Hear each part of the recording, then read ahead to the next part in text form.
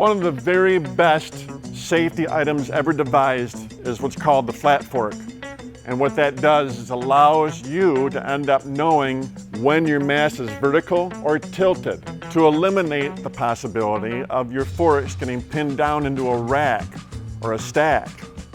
And the way to calibrate this item is very simple.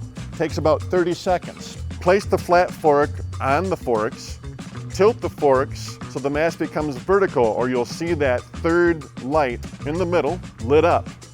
Then you take the flat fork, place it onto the side of the mast.